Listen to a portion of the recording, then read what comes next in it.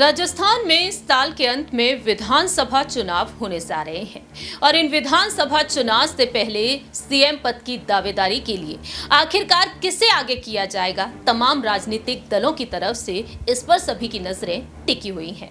सवाल ये उठते हैं कि अगर कांग्रेस खेमे से सीएम अशोक गहलोत को आगे करने की चर्चाएं हो रही हैं, तो वहीं बीजेपी खेमे से आखिरकार कौन हो सकता है?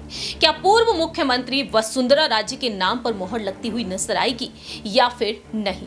दरअसल आपको बता दें कि अब देश के प्रधानमंत्री नरेंद्र मोदी ने बेहद बड़ा संकेत दे दिया है और इससे कहीं ना कहीं यहां पर मुश्किलें बढ़ती हुई नजर आ सकती हैं वसुंधरा राजे के खेमे की। नमस्कार, मैं प्रांशी राठौर और आप देख रही हैं नेक्स्ट 9 न्यूज।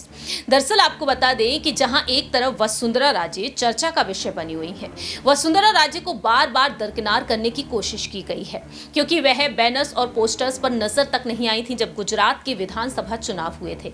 लेकिन इसके बाद देखा गया कि वसुंधरा राजे को कई कार्यक्रमों का हिस्सा भी बनाया गया। वसुंधरा राजे को अहम जिम्मेदारियां भी सौंपी गई और वह मोदी सरकार के समर्थन में मोदी सरकार की लगातार तारीफ करती हुई भी नजर आई हैं।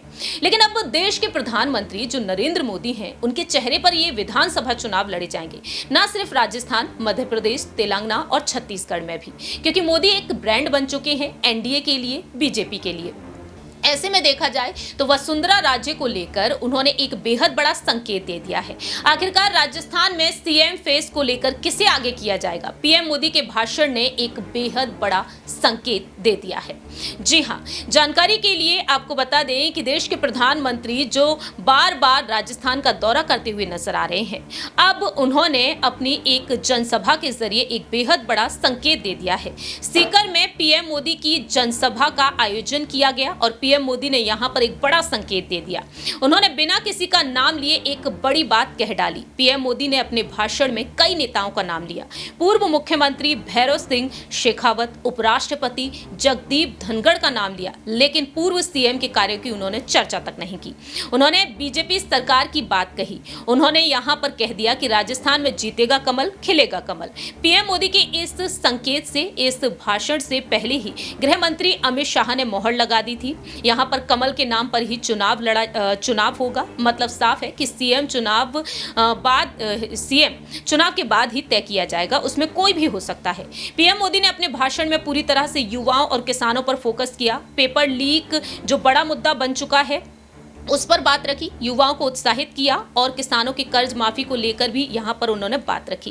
राजस्थान में पिछली बीजेपी सरकार के द्वारा कार्यों की उन्होंने चर्चा तक नहीं की और ये काम यहां पर बीजेपी के नेता भी कर रहे हैं। केंद्र सरकार के 9 साल के कार्यक्रम की चर्चा वह करते हुए नजर आए और अब देखा जाए तो शेखावटी को लेकर यहां पर एक बड़ा संकेत भी मिल रहा है, क्योंकि शेखावटी में पिछले चुनाव में बीजेपी का सबसे बड़ा नुकसान हुआ और इस बात की चिंता बीजेपी को भी है और पीएम मोदी को भी है। तो ऐसे में देखा जाए यहां पर कमल खिलने को लेकर उन्होंने दावा किया है और सीएम फेस को लेकर उन्होंने एक बड़ा संकेत ये दे दिया है कि कहीं ना कहीं वसुंधरा राजे को दरकिनार किया जा सकता है। लेकिन वसुंधरा राजे के समर्थक मांग करते हुए नजर आए हैं कि वसुंधरा राजे को ही आगे करना चाहिए।